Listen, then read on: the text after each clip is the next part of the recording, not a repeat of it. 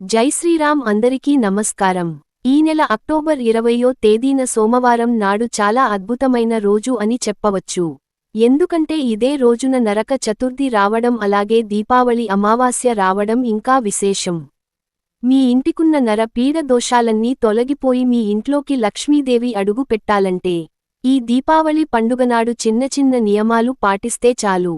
అష్టలక్ష్ముల ఆశీర్వాదంతో ఈ సంవత్సరం అంతా అదృష్టమైశ్వర్యం కలిసొస్తుంది. ముందుగా ఈ వీడియోకి ఒక లైక్ కొట్టి ప్రతి ఒక్కరూ జై శ్రీరామ్ అని కామెంట్ చేయండి. అక్టోబర్ 20వ తేదీ సోమవారం మధ్యాహ్నం వరకు నరక చతుర్థి ఉంటుంది. ఇక సోమవారం సాయంత్రం నుండి అమావాస్య గడియాలు మొదలవుతాయి. అమావాస్య గడియల్లో దీపావళి పండుగను జరుపుకోవాలి. కాబట్టి ఈ సోమవారం ఉదయాన్నే ప్రతి ఒక్కరు తెల్లవారుజామున నిద్రలేచి ఉదయం 8 గంటల లోపే అభ్యంగన స్నానం చేయాలి. తలకు నువ్వుల నూనె పట్టించి శరీరానికి సున్నిపిండి రాసుకొని అభ్యంగన స్నానం చేయాలి. తద్వారా మీ జాతకంలో ఉన్న దురదృష్టం మొత్తం తొలగిపోయి ఈ సంవత్సరం అంతా విపరీతమైన అదృష్టం కలిసొస్తుంది. అలాగే సోమవారం సాయంత్రం సమయంలో అంటే అమావాస్య ఘడియల్లో నీటిలో కొంచెం పెరుగు కలిపి ఆ నీటితో స్నానం చేస్తే విశేషమైన ధన ప్రాప్తి సిద్ధించి ఈ సంవత్సరం అంతా పట్టిందల్లా బంగారమయం అవుతుంది. దీపావళి అంటే లక్ష్మీదేవిని తప్పక పూజించాలి. ఈ రోజున చేసే లక్ష్మీ పూజలకు కోటి జన్మల పుణ్యఫలితం లభించి విపరీతమైన లక్ష్మీ కటాక్షం కలుగుతుంది. కాబట్టి ఇంతటి గొప్ప అవకాశాన్ని ఎవరూ వదులుకోకండి. ఈ దీపావళి పండుగ నాడు ఇంటి గుమ్మాన్ని అందంగాలంకరించుకోవాలి. ఇంటి గడపలకు పసుపు రాసి కుంకుమ బొట్లు పెట్టి బియ్యపిండితో ముగ్గు వేసి ఇంటి గుమ్మానికి మామిడి తోరణాలు కట్టుకోండి. మీ ఇంటి గుమ్మాన్ని అందంగా అలంకరిస్తే లక్ష్మీదేవి వెంటనే మీ ఇంట్లోకి అడుగుపెడుతుంది. అలాగే ఈ దీపావళి పండుగనాడు ప్రతి ఒక్కరూ ఎరుపు రంగు వస్త్రాలను ధరించండి. విపరీతమైన అదృష్టం కలిసి వస్తుంది. అయితే పొరపాటున కూడా నలుపు రంగు వస్త్రాలను ధరించకండి. దీపావళి సాయంత్రం సమయంలో అంటే సోమవారం సాయంత్రం సమయంలో ప్రతి ఒక్కరూ తప్పనిసరిగా లక్ష్మీదేవిని పూజించాలి. ముందుగా మీ ఇల్లంతా శుభ్రం చేసుకుని ఇంటి గుమ్మం ముందు మట్టి దీపాలు వెలిగించండి. అలాగే తులసి కోటలో తప్పనిసరిగా దీపం వెలిగించండి. తులసి కోటలో నెయ్యి దీపం వెలిగించి తులసి కోటకు ప్రదక్షిణాలు చేస్తే కోరిన కోరికలన్నీ ఖచ్చితంగా నెరవేరుతాయి. సోమవారం సాయంత్రం 6 గంటల నుండి 9 గంటల మధ్యలో లక్ష్మీదేవిని పూజించాలి. కాబట్టి మీ పూజ గదిలో ఉన్న లక్ష్మీదేవి చిత్రపటం ముందు ఆవు నెయ్యితో 2 దీపాలు వెలిగించండి. గులాబీ పూలతో లక్ష్మీదేవిని పూజిస్తే ఆర్థిక సమస్యలన్నీ తొలగిపోతాయి. విశేషంగా ఈ రోజున లక్ష్మీదేవిని పూజించేవారు మట్టి ప్రమిదల్లోనే దీపారాధన చేయాలి. తమలపాకు పైన మట్టి ప్రమిదలు పెట్టి అందులో ఆవు నెయ్యి కానీ నువ్వుల నూనె కానీ పోసి ఒక్క దీపంలో 5 ఒత్తులు వేసి 2 దీపాలు వెలిగించండి. ఈ విధంగా లక్ష్మీదేవిని పూజిస్తే అష్టదరిద్రాలన్నీ తొలగిపోయి అష్టైశ్వర్యాలు కలుగుతాయి. ఇక లక్ష్మీదేవికి నైవేద్యంగా ఒక చిన్న బెల్లం ముక్కను నివేదించి హారతి కర్పూరం సమర్పించి దీపారాధన చేసుకోండి. ఈ విధంగా లక్ష్మీదేవిని పూజిస్తే ఆర్థిక సమస్యలు అప్పుల సమస్యలు అనారోగ్య సమస్యలన్నీ తొలగిపోయి అష్టైశ్వర్యాలు సిరిసంపదలు హరిస్తాయి. ఇక ఈ పవిత్రమైన దీపావళి పండుగ రోజున లక్ష్మీదేవి భూమి పైన సంచరిస్తూ ఉంటుందట. కాబట్టి ఈరోజు నా పిసిరంత బంగారం కొన్నా సరే మీ ఇంటి ఆదాయం విపరీతంగా పెరిగిపోతుంది. అయితే బంగారం కొనలేని వారు కొబ్బరికాయ అలాగే చీపురు కట్టలు కొనుక్కోండి. మీ ఇంటి పైన లక్ష్మీ అనుగ్రహం ఎల్లవేళలా ఉంటుంది. లక్ష్మీ పూజలో కొబ్బరికాయను నైవేద్యంగా సమర్పించండి.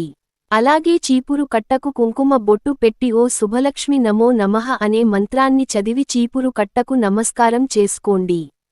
ఇక మీ జీవితంలో డబ్బు సమస్యలు ఏర్పడకుండా అనవసరపు ఖర్చులు తగ్గి మీ ఇంటి ఆదాయం పెరుగుతుంది. అలాగే చాలామంది ఇళ్లలో ఎంత ఆదాయం ఉన్నా సరే ఇంట్లో డబ్బు నిలవదు. అలాంటి వారు ఈ దీపావళి పండుగనాడు డబ్బును భద్రపరిచే బీరువాలో ఒక ఎర్రటి వస్త్రాన్ని పెట్టుకోండి. మీ ఇంట్లో డబ్బు సమస్యలు లేకుండా ఉంటాయి. బీరువాను లక్ష్మి స్వరూపంగా పోలుస్తారు. కాబట్టి ఈ దీపావళి పండుగ రోజున సాయంత్రం సమయంలో మీ బీరువాను శుభ్రంగా తుడిచి బీరువాపై స్వస్తిక్ గుర్తు వేసుకోండి. ఇక మీ ఇంట్లో లక్ష్మీదేవి తాండవిస్తుంది. ఏదో ఒక విధంగా మీ ఇంటికి డబ్బు వస్తూనే ఉంటుంది. ఇక ఈ దీపావళి అమావాస్యకు చాలా శక్తి ఉంటుంది. కాబట్టి ఈ దీపావళి అమావాస్య రోజున ప్రతి ఒక్కరూ తప్పనిసరిగా ఇంటి గుమ్మానికి గుమ్మడికాయను కట్టుకోండి. దీపావళి అమావాస్య రోజున ఇంటి ముందు గుమ్మడికాయ కట్టుకుంటే అఖండ కుబేర యోగం సిద్ధిస్తుంది. గుమ్మడికాయను లక్ష్మీ రూపంగా భావిస్తారు. కాబట్టి లక్ష్మీదేవికి ఇష్టమైన ఈ దీపావళి అమావాస్యనాడు సాయంత్రం సమయంలో బూడిద గుమ్మడికాయని తెచ్చుకొని గుమ్మడికాయకు పసుపు రాసి కుంకుమ బొట్లు పెట్టి మీ ఇంటి గుమ్మానికి కట్టుకోండి. ఇక మీ ఇంట్లో ఉన్న దరిద్ర దేవత బయటకు వెళ్ళిపోయి మీ ఇంట్లోకి దైవ శక్తులు ఆకర్షిస్తాయి. అయితే గుమ్మడికాయ కట్టలేని వారు ఒక ఎర్రటి వస్త్రంలో పావుకిలో రాళ్ల ఉప్పును వేసి మూట కట్టి మీ ఇంటి గుమ్మానికి వేలాడదీయండి. మీ ఇంటికున్న నరదిష్టి సమస్యలన్నీ తొలగిపోయి మీ ఇంట్లోకి లక్ష్మీదేవి అడుగుపెడుతుంది. అలాగే ఈ దీపావళి అమావాస్యనాడు సోమవారం సాయంత్రం సమయంలో మీ ఇంట్లో ఉన్న ప్రతి ఒక్కరూ ఉప్పుతో దిష్టి తీసుకోండి. ఈరోజు రాళ్ల ఉప్పుతో దిష్టి తీసుకుంటే భయంకరమైన నరదిష్టి సమస్యలన్నీ వెంటనే తొలగిపోతాయి. మరీ ముఖ్యంగా ఇంట్లో ఉన్న చిన్న పిల్లలకు తప్పనిసరిగా దిష్టి తీయండి. అలాగే ఇంటి గుమ్మం ముందు నిలబడి మీ ఇంటికి కూడా ఉప్పుతో దిష్టి తీయండి. ఎదురింటి చెడుకళ్ళు అలాగే నరదిష్టి సమస్యలన్నీ తొలగిపోయి మీ ఇంటికి బాగా కలిసి వస్తుంది. విశేషంగా ఈ దీపావళి అమావాస్యనాడు కాలికి నల్లదారం కట్టుకుంటే చాలా మంచిది.